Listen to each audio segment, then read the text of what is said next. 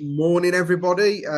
It's Craig here with the Musha Shugyo podcast and general media service. We've got Terry Birkett on today, founder of the Ronin Way, and generally recognised as a Kyokushin badass. So before we get started today, mate, let's for anybody that's not familiar with you, give us a bit of your background and history and where you're at the moment. Well, like as you said, Kyokushin is my main background, my main style. That's what I started. I've been doing Kyokushin now for 31 years, 32 years. So I started it when I was like at 10, 11. And, as for everyone in the late 80s, early 90s, I wanted to be a Ninja Turtle. So it was like, right, yeah, there's a local karate club. And it was just by chance than anything else that it was a Kyokushin club. So started training there, and very much that was me. I've never been a ball sport person. I never played football in school. Never played rugby as such. I don't follow football. I can't stand football. I don't follow teams. Um, it's always been karate, martial arts that I've done, and I kind of that was my thing. Everyone has their little niche, Yeah, their thing they just click with. Martial arts was mine. yeah, I understand that one, mate. Yeah, So so Kyokushin doing that, and then after about 4 or 5 years, something like that, as you start to get older, because I was only 11 when I started. When I started getting into my teens, I started cross training. I was doing Aikido, Jiu-Jitsu, Judo, anything that was around, basically. okay, cool. So what made you sort of stick with your karate then? Did it stand out more than the others? Were you getting more from it, or what was it that stuck Well, with you the most? karate was my base. Yeah. That was my base. That's what I'd known. I cross trained in other stuff to learn other things, but they were never better than Kyokushin. They were accompaniments. So I would do because Kyokushin, obviously I'm very biased because Kyokushin is the style that I've done, but I've also looked at other styles of karate. I've been around for 3 decades in it. I know a lot of people around. I know a lot of other styles. I know how they train, what they do. As in Kyokushin is made up of Shotokan and Goju-Ryu. Yeah. So our tough conditioning stuff comes from the Goju-Ryu side. We've still got a lot of linear training up and down, elongated stuff. That stuff comes from Shotokan. But Kyokushin just, for want of a better way and not be biased, today there's more contact styles like Ashihara, Enshin, Kudo, those. Before there was no contact styles. It was all air punching and missing. I say missing your opponent. We go back to 80s Shotokan tournaments. Everyone was being knocked out, having their teeth knocked out. So you go back to the likes of Frank Brennan, Terry O'Neill, them lot. So Yes. it's not a one blanket statement. It's just from the 90s onwards. Kyokushin stood out because that was the only one where you were actually hitting each other, and I'm quite a hardy, wiry guy. Yeah. Kyokushin just fitted me because it was about pushing yourself to your absolute limits every time you train, and that just fitted with me. Cool. So tell us a little bit about your sort of journey to where you are now then. So at the moment you've got the Ronin Way set up. And I believe you've got a new website and stuff like that ready to launch, haven't you? Or it's not far off. We've got the website live at the moment. Basically, so my dojo is Ronin Dojo. So and that stems from kind of when my Shihan he emigrated to France, and I was kind of left in the wind on my own. I was mid-20s. I won the British Open a few times. I'd been to Japan fighting. I'd been all over Europe fighting. I was this boiling pot of energy. And at that time, then I was not left on my own because we've always kept in contact, but like I had no Shihan, I had no club, no one training, and that kind of became like the Ronin years where I was traveling around on my own, training different places, and it was very much Ronin training was me because it was just me on my own training. And then we reopened the dojo eventually later on, which became Ronin Dojo because I'm not, as when we had a conversation in the car at the Misogi, I'm not affiliated to any of the big organizations. I have been, but they're all the same. So the Ronin Dojo was, we are not in the big machine of organizations. We're completely independent, standalone dojo. We're a friend to all, and we train with all, but we're not governed by anyone. I like that approach. Actually, it's a shame there's not more people willing to be open like that these days. On the subject of the Misogi, so obviously that was it was my first attendance for that this year. And I found it to be an incredible experience. Just give people a little bit of a background on where that came from and sort of Well, the Misogi is yeah, the water purification ceremony comes back from the Shinto religion in Japan. So my instructor, Shihan Terry Birkett, he was out in Japan in the early 70s, training in Hombu under Masayama. And obviously they did that out there, and he brought that back to the UK, and because he was actually an outdoor pursuits instructor at that time in the local college, so he knew all the areas, he knew the mountains and everything that was going on, and he knew where the Scuderider waterfall was, which is one of the largest waterfalls in Wales, as you've seen yourself. yeah. And he brought that back, and he's been doing it there since the late 70s at that particular spot. I started doing it when I was 14 under Shihan Terry, and I've been doing it ever since. And obviously then I eventually took over doing it from him. There are a couple of other groups that go up and do it. There's only mainly been two. And again, that was from political splits. It was the original one that's done on a Saturday. There was another one done on the Sunday then, but they've been running side by side for at least 20 years. Wow. But then there's other people now that have decided, oh, I want to go on this day, I want to do that. So there's a couple that go up and do it, but the original one that Gary started back in the late 70s, that's always been the first Saturday of January every year. Yeah, I found that to be a real experience. I mean, obviously, when we went, the weather conditions were Yeah, you actually came on the worst year I can ever yeah, remember in terms of water volume.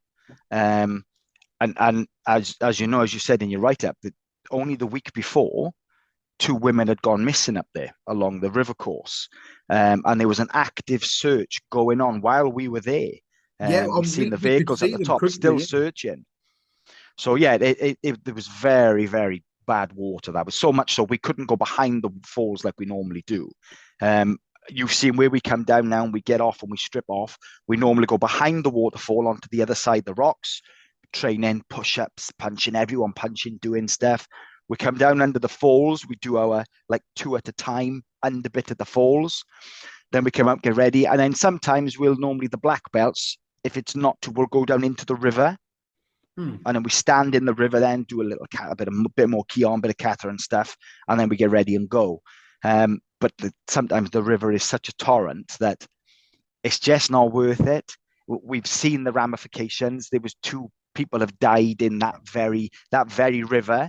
It's not worth going in there and risking life just for like some cool pictures. Yeah, absolutely. It And really brings a great respect for nature, doesn't it? it does me. Like I go under the falls on my own. I've been doing it a long time. I know if I'm about to go or whatever, and that's a risk that I take. Anyone else that goes under with me, I'm holding them all the time. We have their belt turned around and we hold them. Some other groups go up, they wear footwear. We did wear footwear that year, We but did. Yeah. it's normally barefoot. And the reason I made the call to have footwear on was because if anyone slips and I need to move quick, I can't move quick barefooted. And all of the water had washed all the mud away, and all you was left was sharp rocks. So it was like, yeah, that was a head ruling my pride, because my pride would be, no, we do it barefoot, and I've done it barefoot since I was 14, and I'm not wearing footwear to do it now, because it does change the dynamic. It holds off the cold quite a bit. Yes. When you've got that bare skin against that cold rock, sucks the heat out of your body. So it was like, oh no, there's a lot going on, and there was a lot of newbies there that had never done it before. So I was like, I need to be on the ball here. I might need to dash over there or dash over there. So it was like, right, footwear on. Yeah, it was a good call, to be fair. And I think, I know that everybody that attended got a lot out of it. You know, there was a really good sense of solidarity and community between everybody there. That's one of the things that really stood out to me. You know? How did you feel when you come out from under the falls? Oh, phenomenal, mate. It was like, I don't know whether you've ever been choked out, but you know that feeling you get as you come round and you're like really elated from it. Got to be honest, I've never been choked out. Have you not? I've obviously I've come close to it and I know where I'm going, but normally I've either tapped before I go under, or if someone has got me, the closest I ever came to actually being unconscious was in a fight outside, actually, and someone had me and was choking me, but I managed to poke him in the eye with my thumb, and they lost their grip. But that's the closest I've been in an uncontrolled environment where I was about to go out. Yeah. The rest of it is, when you're training, I let it go to the point where I'm about to go on a tap. So I've never actually gone out, gone under, and come back around. It's quite a nice feeling, to be honest. And that's not an open challenge neither. That's not I'll sort that out for you. Don't worry, leave that with me. You can have all the jiu-jitsu guys jumping on your mats now at Kaizen. Just to I'll choke you out. I'll show you what it's like to shit yourself when you're unconscious. But yeah, it was that kind of feeling. So sort of when you come round from being unconscious like that, you're quite elated, and your brain's not engaged on anything else other than the present moment. It's probably the best way to put it. It was like the best feeling of mindfulness I've ever sort of experienced. How did you feel about 30 minutes after? About 30 minutes after, I think, because that initial buzz of like, and you're slightly disorientated as you come out from under the water, but then once you're dressed afterwards and you're about half hour to an hour later, I felt, for me, I felt sort of a little bit heavy in the body, but actually really good, really refreshed. Like really, isn't it? It's really invigorating. Yeah. And you do feel, like you said, you get that chill in the bones sometimes. Yeah. And it's like your body is still semi-numb, and every movement you do, you feel it. Yeah. You feel it under tension. Every move, every time you lift, every time you move your arm, because you're kind of still cold, you feel that tension in the body, and it just makes you feel alive. You're aware of everything happening. Yeah. Well, that's exactly it. There was a real feeling of alive, in all of that. That was the biggest takeaway. It was quite a transcendental experience all round. Yeah, and I think it's doing that. Like you said, your hypothermia is on its way. Yeah, it's not set in, but it's on its way. You can feel it. Well, and if you stayed up there, hallmarks, don't you? Like when you've got that spray coming at you at about 2 degrees or so, it's already dropping your body temperature, because there was that point where we'd all sort of stripped down to the waist. There was a certain point where, as you got a particular distance away from the waterfall, that the temperature dropped. You could feel it within about 3 feet of space. There was an immediate drop in temperature. Because you're almost in the moisture in the air that's all around you. Yeah. So believe it, one of the worst parts of it not when it's not as a torrent like it was, and we go behind it, is that initial walking behind the falls, because you're not in the water, but you're just on a little bit of spray. Yeah. And I don't know if you're like me, like I'm fine in cold water. I can go into cold water, I can go under a waterfall. But I'm like, if there's little parts of cold on me, Yeah. like I submerge, or if it's just touching bits and you're like, you walk through and you're like, and it's just on your arm or it's just on your back. I find that the worst bit. Yeah. Agreed. You sort of Once feel I'm in, I'm fine. I'd rather just jump in. I'd rather just jump head first into an ice cold river than lower myself in. Yeah. I can't do that. You feel it coming up and you're like, it's on your balls. And you're like, oh. Yeah, you feel him shoot straight up, don't you? Yeah. And I'm like, bang, you just got to go straight in. So hopefully you'll be with us again next year. Yeah, I Maybe think I'm bring going to some make guys it a along. recurring trip. Yeah, for sure. It's a fantastic way to start the new year. It really Isn't is. it? It's like you say you've done that, right? This arduous, it's a scary thing as well for some people, because like one of the guys comes up from London, he's not an outdoorsy person whatsoever. And he's actually bricking himself coming down through the rocks. Yeah. Do you think he's going to, we're not, it's not like, oh, don't worry, you fall and broke your leg, I'll just run up the top and call someone. It's like a 4 kilometer hike back to the nearest house. Yeah. So you are quite isolated up there. And yeah, he bricks it coming down through the rocks in case he falls and hurts himself or does something. And he's about 50. But so for him, that's a big challenge of going out into the mountains through these rocks. The getting wet part is not so much the problem for him, it's the getting to it. Yeah. But yeah, we have people from all over. I had people from, this year Marcus, my friend, came over from Germany. Yeah. Amazing guy, actually. Yeah. Previous years, I've had a girl come over from Canada just to do it. It's something I'd recommend actually to a lot of karateka, especially obviously myself. I'd had no experience with training with anybody from a Kyokushin background, and as you say, because of the way Kyokushin organisations are sort of managed, you tend to find that they're quite isolated from the wider karate world and martial arts world in general. Yeah, there is very much a little bit. I think it's both ways. That's because the wider, because Kyokushin is full contact, and it was the first full contact to be around, really. The other non-contact styles have kind of alienated them as well, and be like, we don't want anything to do with you. And Kyokushin was large enough. Masayama created his own empire. And at one point, it was the largest karate organization in the world, with about 6 million people doing it at its height, or in over 123 countries. He was big. It didn't need to be with anyone else. It was big enough. Kyokushin became its own thing. Yeah, well, I think it ruffled a lot of feathers, didn't it? Because he was seen as a bit of an outsider anyway. Against the other prominent karateka that were around at the time.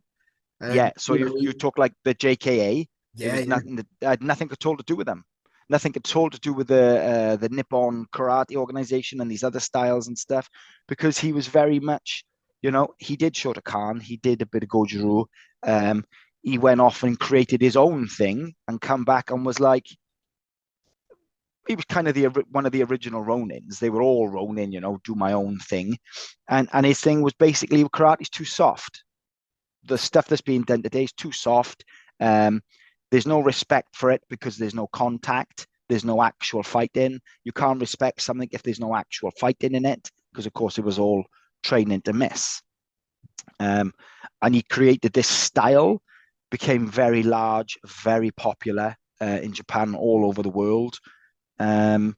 Still, like today, I don't know. I wonder if it's as big as a Shotokan WKF all style things, because that's a big thing. But you look at the Kyokushin World Tournaments.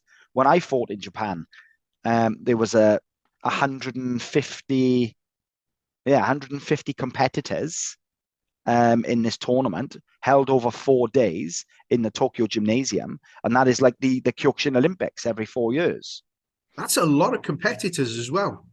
You know, you And don't really have... that's not multiple categories of kids, open tatami, this height, that grade. It's one category, Yeah. open weight. Yeah, that's pretty badass, to be fair. It's a shame that there's not more of that going on, particularly in the UK. The UK especially, we're really dominated by the sort of JKA's format that they use for competitions and that. So you do have your kata and your kumite, you know, which I've never been a massive fan of anyway. You know, because it is a bit like tag, really, isn't it? So I mean, in Kyokushin in Britain was a little bit different because obviously in Britain you couldn't fight full contact. There was, you know, and Kyokushin was bare knuckle, so you couldn't fight full contact bare knuckle because it was illegal. You wasn't allowed to. So we had the point scoring element, that Wuko side. As kids, we did Wuko. Up until 16, I did Wuko and fought Wuko. Then you go into, like, Kyokushin had this thing called clicker, which was a bit more contact on the body, and you'd stand there with clickers. And every time you hit a fairly solid shot, click, click, click.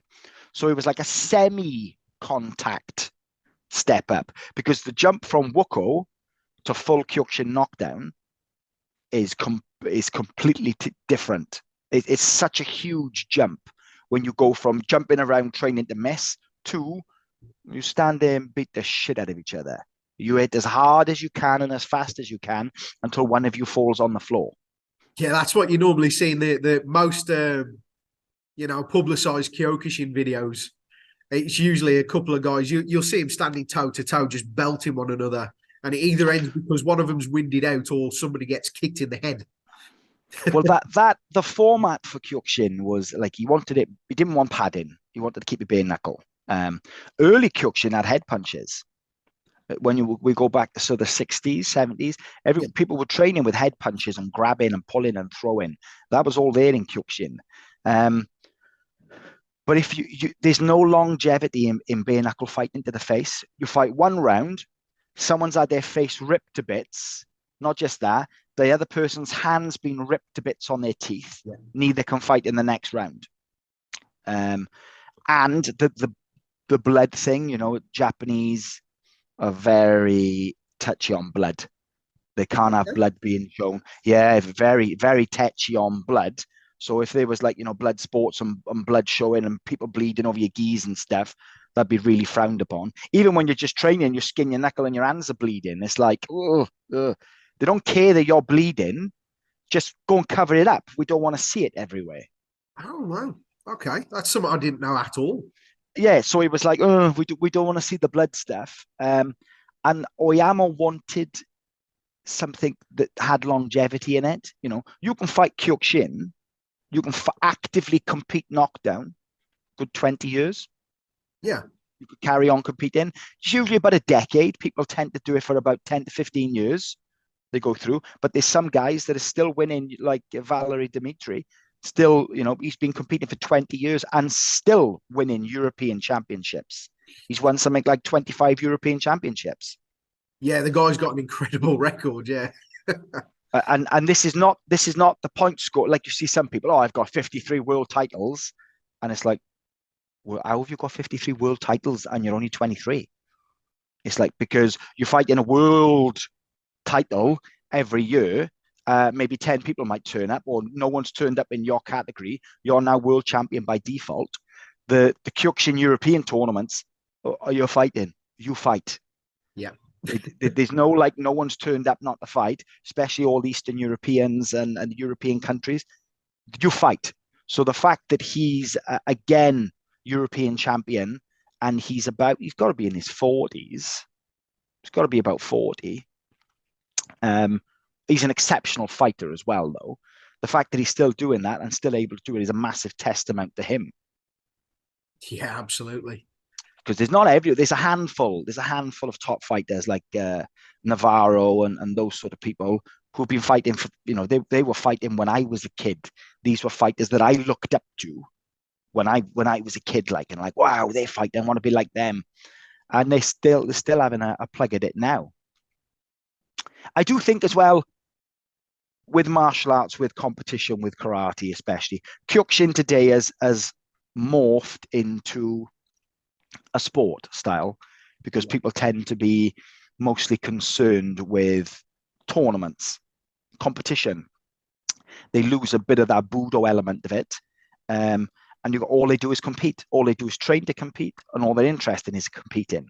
I think if you're still competing, after like 20 years, 15, 20 years, it's like, if you're not like garnered the other aspects of training, it's like you're going to compete until someone younger and stronger is going to put you down. And then that'd be like, the end of the legacy then. So it's an inevitability, isn't it? Age waits for nobody. yeah. I mean, look at Muhammad Ali. He should have stopped before those last few fights where he got badly beaten. And it was like, it's going to catch up with you. You need to realize that. And I think it's an ego thing as well. You need to realize that, right, I've got to this. I fought for that amount of time. I'm going to retire out of it now. Yeah. And I don't need to go back in to prove anything. I don't need that, one last hurrah, where you could possibly, get badly hurt. I do think it's an ego thing. So with that in mind, where has your karate training moved to now then? So you're obviously not competing, so you've got your own dojo set up. So our primary emphasis on training is defense work, real fight work. That's the primary emphasis on it. As you've seen on the Friday night, that's what Kyokushin was intended for, all encompassing. Hold your own against anyone, pretty much. Yeah. I did the sport side. I competed for 10 years, traveled all around the world fighting. But that in my later teens, I also started working as a doorman. So the training for sport karate and the training for real karate, they oppose each other. They're very different because that real element of karate is you like we said, you've got to work your autonomic flinch response, grabbing, headbutting, pushing, hitting someone, going for the kill, having to go for that kill all the time. And sport karate is you've got to be restrained and you have to conform to that rule set. So if you're training, like we train karate to become second nature to us, don't we? So we're like, you do something without even thinking about it, you react to it. That's good. You've trained your body well. So if you're training your body to flinch, grab, and headbutt it, clinch and destroy, then when you're in a tournament, because it happened in one of my last tournaments, when you get knackered, as that old saying goes, they say you don't rise to the occasion, you fall to the level of your training. Yeah. So if my core training was that headbutting, biting, gouging, grabbing and hitting, when I'm at my most tiredest and not concentrating, I revert to that. So one of my last tournaments, I'd fought the tournament, I'd had extension after extension, hard fighting, working, and I was absolutely knackered. And I was fighting this guy, and you get your little tunnel syndrome, bubble syndrome. And I remember grabbing his sleeve, because we're not allowed to grab in Kyokushin. It's basically a battle of attrition, just constantly attacking. I grabbed his sleeve, pulled him down, and smashed him with a knee, which was a little bit dubious on the ref. I could have got away with that and won. But on his way down, I sent through a right hook right into the side of his head and punched him down into the mat. That didn't let me get away with it. And for that split second, I was like, bang, bang, you're not fucking getting back up. Whack, hit him on the floor and stood over him. And then all of a sudden I came back to reality and I was like, oh, shit. Bang. And my coach even shouted at me as well. He said, you dirty bastard. And I'm like, oh, I was completely in the zone. I was teleported to outside the club, next to the phone box, between the phone box and the front door. I'm scuffling with this guy. He's not getting back up for that split second. So I think that that's where the training clashes. If you want to train for pure realism, it does clash with the sport element of training as well. Now, it's not to say you can't do either. You can do both, because I did both for a long time. And certainly that it's a two-headed coin, a double-edged sword. If you're training the sport, certainly in Kyokushin, knockdown side, right? You know what it's like to be hit, because you've had people hitting you as hard as they can. You know what it's like to hit a body, because you've been smashing bodies for years, punching them, kicking them in the head. You have an idea of physical contact and what a fight is actually like. You have that idea of pushing yourself to your limit and keep going. You've had the idea of someone actively trying to knock you out, and you've got to survive. So the sporting element does give you a good grounding, certainly in Kyokushin side of it. It makes you strong. It makes you fit. You can throw a punch. You can take a punch. So it's not to say that it's completely useless. I think you do it to a certain point, but you always need to keep in your mind that the real elements of it, that grabbing, that pushing, that punching to the face, you need to keep your hand in those, because if you only ever train pure tournament competition karate, that is what you'll fall to. Yeah. So when shit goes down and you're in a real fight, you end up going into a stance with your arms out looking for distance, throwing punches that are barely touching and being pulled back, because that's what you've trained to do. Your brain won't differentiate. You can't say, I'll train my entire life to pull a punch back, but when it happens for real, I'll let it go. You won't differentiate from it. Your body will be like, it's go time. This is what we do. Bah! And you're like, why did he not go down? Because I pulled 50% the power. Yeah. And you actually see that happen there. There's a multitude of videos you can find over all the way across the internet, where you've got guys that have, defaulted to that. And usually they stop after a single punch because they're waiting for an invisible referee to call. That's what they're used to doing. I'm sorry you don't change. You can't change your training. You can't train one way all your life and then expect to do something differently under high pressure duress.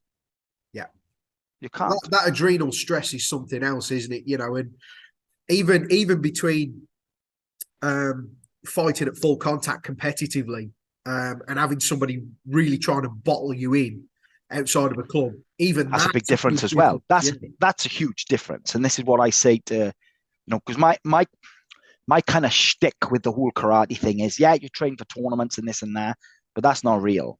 My karate is for outside, 2 or 3 guys want to cave my skull in. I'm surviving. I need to take them out. That's the essence of my karate. And that difference, as you just said, between fighting in a tournament where someone's trying to knock you out, but if I do get knocked out, the referee's going to stop it, and the doctors will be here straight away. Yeah. Versus outside at the back of an NCP car park, dark, no one else around, this bloke's going to try and knock me out, and then it's going to just keep stamping on my head. I may never get back up. Completely different reality to it.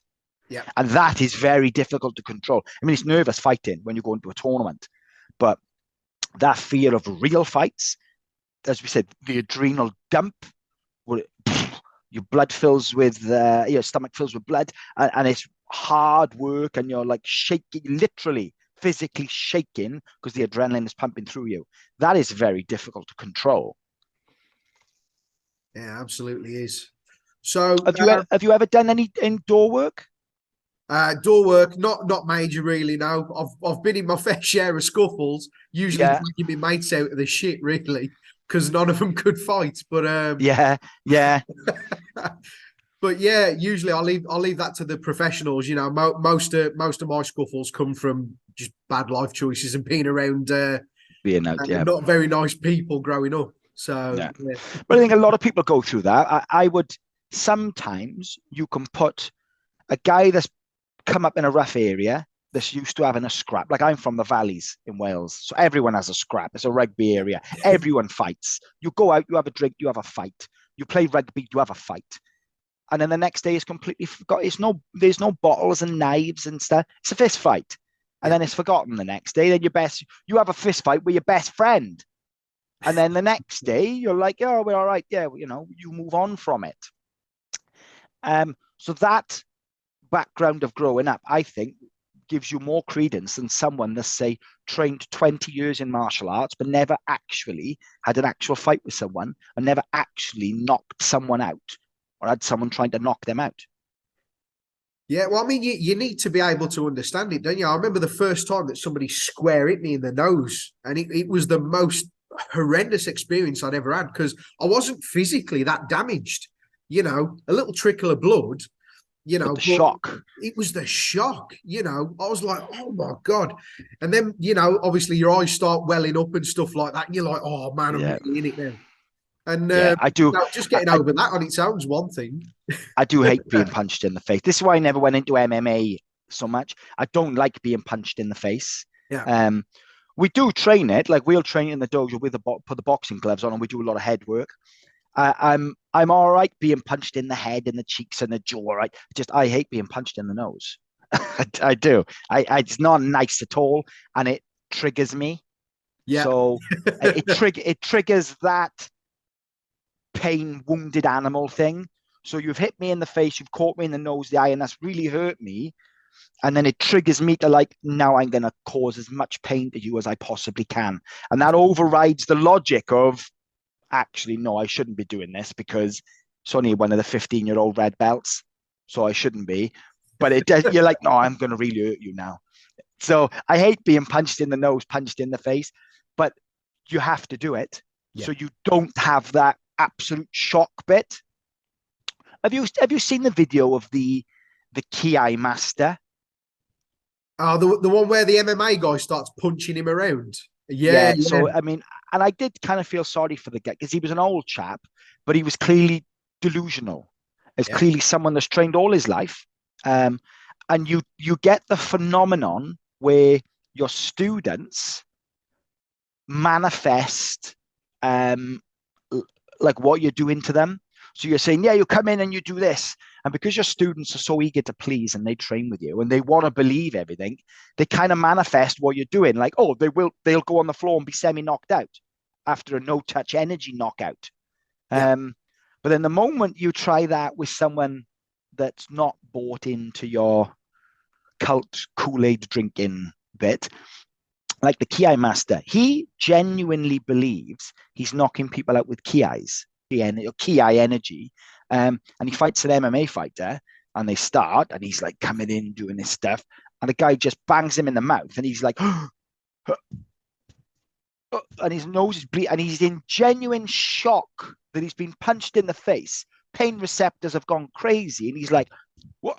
Blood, I'm bleeding. You've made me bleed. Like, that's never happened to him in his life. So there are the people who are delusional, and when you do get banged in the mouth, as Mike Tyson says, everyone's got a plan till you get punched in the face. Being punched in the face is a game changer. If you're not used to it, it very much puts you into panic mode. And that's all I got to say on that. Yeah, it is a real interesting sort of concept, and I think it's one of those things where, particularly we were talking about earlier, you sort of karate that doesn't focus on that contact, it does fall short in that respect, and it's a shame because you tend to find it in reality based karate guys as well. There's I've had the privilege of training with some very experienced guys. The reality based work that they do comes from a place of experience. And the way that they train is based on so there is quite a lot of heavy contact involved in it. Even when you work in flinch response based exercises and you know all that kind of stuff, there's a lot of heavy contact involved in that. But I've seen people that sort of profess to do reality based work, and then there's not any real contact in what they're doing, or they're using very unrealistic scenarios, or there's not even any real research behind you tend to see that in like Krav. Now, Yeah. Krav is superb. Krav Maga is superb. And in my opinion, it's probably the best style to do for actual urban combative. For actual fight one-on-one with someone, that's an incredible style to do, right? Because that's what it's based on. It's not like 100 years old and it's been changed into this. It's actually based on that one-on-one knife gun battle scenario. But again, they're training, they're very fast, bam, bam, bam, bam, tapping each other, bam, bam, bam, bam. They're not actually hitting each other. They're not actually following through with contact. Because let me tell you, these 5-hit combos, once you start doing that at full power, it's not a 5-hit combo. It becomes like a 2-hit combo. Because having to hit someone with your full power, enough power to physically damage another man, like you were a big guy. No one's dropping you with a little flick on the chin. No. You're going to have to send one of the Widowmakers in and give you a proper belt in the chops to put you down. That little tapping, tap, tap, tap, tap, tap, tap, tap. It don't work. You've got to put power into everything you do. And then you realize when I'm putting full power in, it becomes slower, marginally slower. People say like Bruce Lee, how fast he was and everything, but there was never no power there. We've never seen him fighting someone properly. It's like we were just saying that there's got to be power when you're training, and it's a big difference in your training methods. I watch people doing 10, 15 shots on the back. Bam, bam, bam, bam, bam, bam, bam, bam, bam, bam. A perfect example. Have you seen Maestro Fred? No. Have you not seen Maestro Fred? He comes in, he's a French guy, quite tall. He comes in and he's like slapping people, slapping their hands, kicking them, moving them, bang, touching them, he's slapping them. And these people are going on. I call him Slap Happy Fred because his techniques are just slapping, slip, slap, stop, slip, flippy, flippy, flappy, flappy, doing. It's like, oh, it looks fantastic. But not one of them shots are doing any damage. And if you increase the power level to the point where you're actually damaging someone, the speed is greatly reduced and you won't be doing 10 more techniques after it. It's like 2 or 3. You want to make that one shot count, really, don't you? You're normally going to hit once or twice to usually, in my experience, it's usually to expose the head. If I'm going to hit anybody not in the head, it's usually so I can make a clear shot to the head, know. And I don't know if it's in other styles of karate, but one of our core principles in Kyokushin is ichigeki. So you've got that ichigeki hitatsu, one cut, one kill, yes. One strike, one kill. One strike, certain kill, certain death. Yeah, one strike, certain death, which is the old samurai maxim thing. Kyokushin adopted that, and we've got a whole branding and tournament, a whole thing called ichigeki. So it's that one strike. So you develop that power. It's like that one shot power. That's all you need. And this was, certainly from my perspective, how I viewed all karate as well, not just Kyokushin, Shotokan, all the karates of that one strike, one kill. Well, that's the knockout. I only need to catch you with one good, clear shot, and that's stopped the fight. So the whole point, though, isn't it? You want to be able to stop a fight as quick as possible because the longer it drags out, the more risk there is to yourself. More risk, yeah. Yeah. Yeah, it is. So you can catch someone with that, that front, your arms are up, I don't want to fight. Bang, that front oiski, catch him right on the button with enough power to drop him to his knees or knock him out. Even if you catch someone, you drop them to their knees, they're rapidly reassessing their choices and reassessing, do I want to fight this guy? Maybe not. Absolutely. So just to move on a little bit, mate, you're at Kaizen this year. Yeah. First time ever. Well, I seen it last year because I follow Tommy's stuff. Yes. Tommy Joe Moore. So I seen he was there and I was like, what's this Kaizen? And how do I not know about it?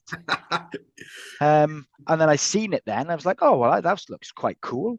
And I reached out to Lucci then. And then it was like, oh, yeah, come and do it then. Fantastic.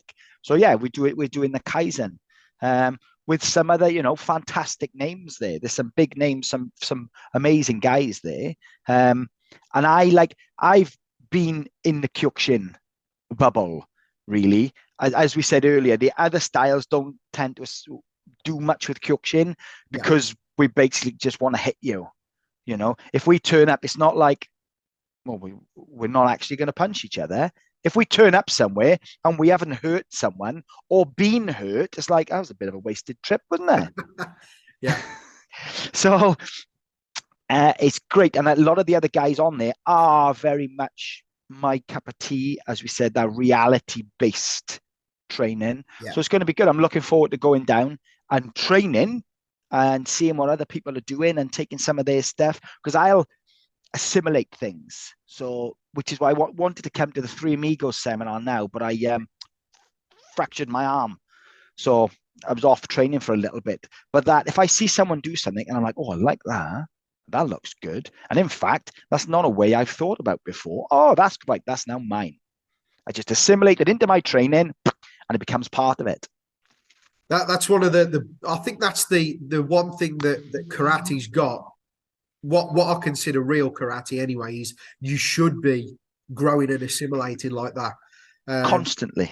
You know, and you obviously mentioned the Three Amigos, Sensei, Steve Lowe, Simon Oliver, and John Johnston. Ever since I started attending seminars that they were at or hosting, you know, that made a radical difference to my own training because there were ways of looking at things that I hadn't considered before. You know, and in particular, the last one, the one that you unfortunately missed, looking at the science behind efficient and heavy hits was quite an interesting one because, you know, I'm quite a big guy, so I actually don't need to do a lot to be able to hit hard because I've got a lot of mass anyway. But being able to utilize that and increase how efficiently I could do that was quite an eye opener, you know, and I always come away with loads to work on. That's what I was in. That's why I wanted to go down, because I was interested, because coming from a Kyokushin purely power-based style of training, I don't know any different. Yeah. So it would have been nice to see, and I looked at some of the videos, with the breath control and the hitting, and so I've always had heavy hands. Yeah. I've always been a big hitter, and I think that's because of the Kyokushin training. You know, we do hundreds and thousands of push-ups all the time, hitting the heavy. When you work on the heavy bag and you hit it as hard as you can every time, you develop immense power. And when you have to actually punch someone hard enough to put them down, you did like the chain reaction from the feet coming up into the knees, into the hip, the rotation comes through the shoulders, through the back. That there's a million things going on at once that you don't necessarily realize, but they've come about through years of necessity of, I need to hit you as hard as I can possibly hit you. Yeah. And you fight in your first tournament, you throw your best stuff, and you're like, that was a pile of shit. It didn't even phase him. He just stood there, laughed at me, and then took my legs up from under me. You're like, right, we need to reset, more push-ups, more bag work. You have to get stronger in Kyokushin. You have to get stronger, or for want of a better way, the weak tend to die off a bit. Or certainly in the early days of Kyokushin, the weak were just killed off. Not so much these days, because you want people joining and no one's forced into fighting. But certainly the training is arduous. There's no, oh, well, if you can't do a push-up, don't worry. Well, you can stay there then and hold the position until you develop how to do a push-up, because that's what we're doing. If you don't want to do push-ups, don't come here, because we're not the people for you if you don't want to do push-ups and punch each other. So, what can we expect at Kaizen from you then? Have you got any major plans, or are you just going to sort of? I think we're in Kaizen, because I've got kind of like the two hats: Kyokushin, because other styles are not used to that power generation that we do. So it was going to be a taster of Kyokushin, of how we fight and how we train and what we do. You know, like our low kicks and stuff, and the dexterity of kicking. And then my other hat, which is the reality-based training, my Kyokushin that's now been put into a reality situation. Everything we just done for that sport, this is how we do it for real. So we were thinking of going to do 2 sessions, because they're only an hour long, aren't they? One on an introduction to Kyokushin, So for people to see what it's like to be kicked and punched and work it a bit. I think the main session, which we're going to do in the Nest Arena or on the stage or something. Yeah. There'll be a central area for that one. Yeah. That will probably be a reality-based one. Based on my stuff, my autonomic flinch response, the clinching, the grabbing, the hitting, points where we're attacking. That'll probably be the main one. Awesome. I'll be looking forward to that one. And obviously with, as you mentioned before, there's going to be a lot of people for yourself that you'll be interested in. You mentioned Tommy Joe Moore earlier.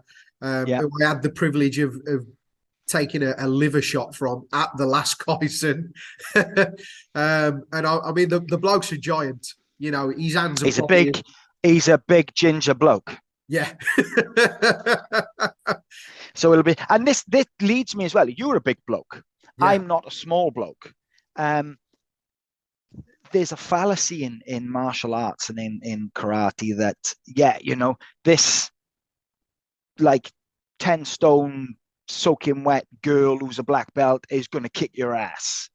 And it's like, it doesn't happen that way. It doesn't. Size and strength and power are huge determining factors in a fight. And this is my my thing of as well, the physical training. If you're not doing push-ups, if you're not making yourself stronger, your punch isn't going to work. You can't throw a punch at me and hit me and expect it to knock me out if you haven't done hundreds of push-ups to be able to develop that power, bang, to send it through. Well, it's physics at the end of the day, isn't it? It is. There's a disconnect of air punching up and down in lines and having belts and actual physical training. The necessary training you have to do. The old people done it. All the old styles done it. We were talking earlier on about Mike Clark's book Hojo Undo. That training was essential to karate. Yep. The Makawara training was essential because if you're going to punch another human being in the skull, which is basically a solid, for all intents of like punching wood, it's a solid, round, hard thing that hurts your hands. If you're going to punch that hard enough to cause them to be knocked out, then you need to train your hands a bit. Otherwise, you're going to break your knuckles. You're going to damage joints. So all this push-ups and this physical training, it goes hand in hand with it. But we seem to have a bit of a disconnect from it lately. Yeah, it's one of those fallacies again where, I think I don't like to use the term McDojos, but you have these sort of places pop up where they're teaching. Probably, I wouldn't say they're teaching something that's wrong. They're probably teaching what they've been taught, and what they assume is right. And it's great for the general masses, because it gets people off the couch. It gets people in an activity. But, it doesn't lend itself to deeper levels of study. It doesn't lend itself to learning about violent confrontation, There's a lot of snake oil salesmen out there who are, but like I said, maybe they know no different because they don't know no different because they've never been in a fight. You can spot an instructor that's never actually been in a fight. And I do, like high-level Kyokushin guys who are phenomenal fighters in their day on the mat. But you can see in their mannerisms and the way they move and do stuff, it's like, you haven't been in too many real fights, have you? Because whenever I'm demonstrating, it's very difficult not to go overboard on the uke. Because like I said, I'm teleported back. I come into that flinch response, I grab you, I'm going for a little headbutt. 50-50 is whether I actually connect or not, or sometimes. So you're like, that's a trained skill, isn't it? Not killing your uke.